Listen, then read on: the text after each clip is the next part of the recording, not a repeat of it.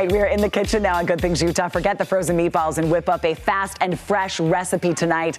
This is sweet and sour pork meatballs, and joining me now in this sponsored interview is Chef Jeff from Smith's Food and Drug Stores. Good to see you. Hi, Nisha. How are you? How is it that I'm starving at 9:30? I'm with you. I haven't had breakfast yet. You didn't have breakfast? Okay, let's whip this up. This is going to be...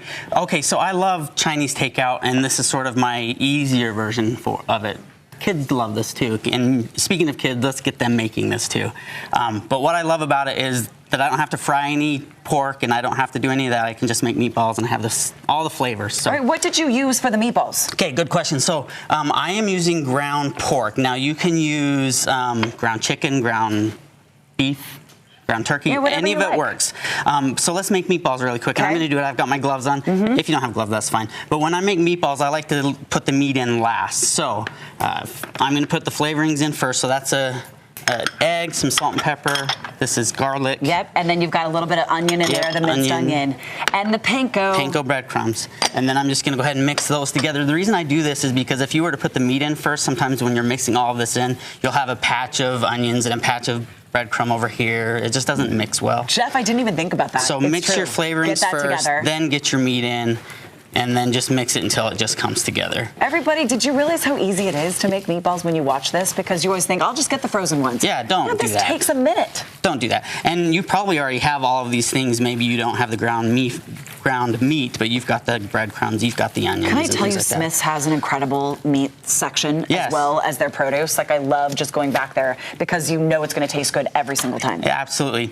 So what we're doing is I just use an ice cream or cookie scoop or whatever this is, and then just make meatballs. And then what you'll do is you'll put them in a pan, which I have here, and then just brown them.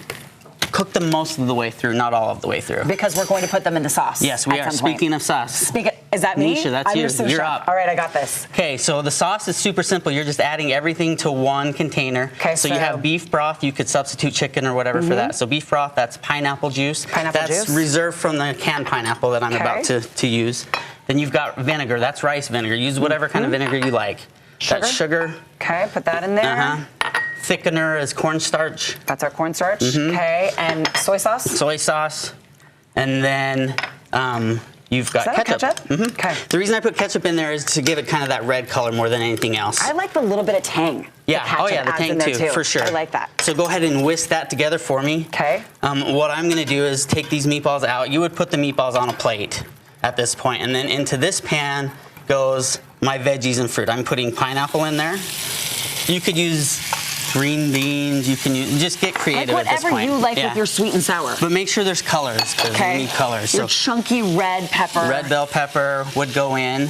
And then what you want to do is put a brown on just cook this until you start to see a char on the Jeff, what a great idea to put all the veggies and the fruit in here. Yeah. So you get all that yumminess. You're doing all of this in one pan, despite all of my various pans. This is for TV. See what happens. So once you've got that brown on those, then you just pour the sauce into this. Should I do that? Pour the sauce right on top? Okay, I whisked it together. And it looks fantastic. There we go. And then you just pour it in there, and then what will happen is as it begins to simmer, it will thicken.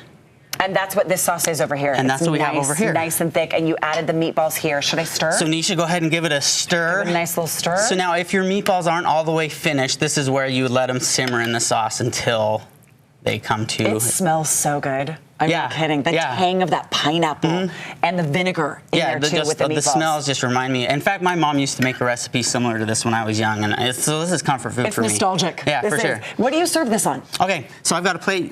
Nisha, there's some rice right there. Oh, okay. And then if you'll just plate it up, serve us up some rice, and then we will show you how this finishes up. Okay, so there's the rice. This all comes together so fast. You can have this in like 20 minutes. Easy. Which I swear when I look for recipes, I look for 20-minute recipes. And I bet you can do this in under $10 easily. At Smith's, you absolutely can because the prices are so great. Everything you see here, you got at Smith's. So make sure you go shopping. Would you just put on top? That's toasted sesame seeds. Nisha, some green onion, please. Okay, just a little green onion. To finish this off. Chef Jeff, look at you serving up something delicious on a Monday morning. Look at that. Beautiful. Done. Done. Our Simple, thanks to Smith's for this sponsored recipe. They were nice enough to share it with us, so it's on our website, abc4.com/GTU. There is a Smith's near you, and we'll put a link on the site. All right, still ahead on the show. How you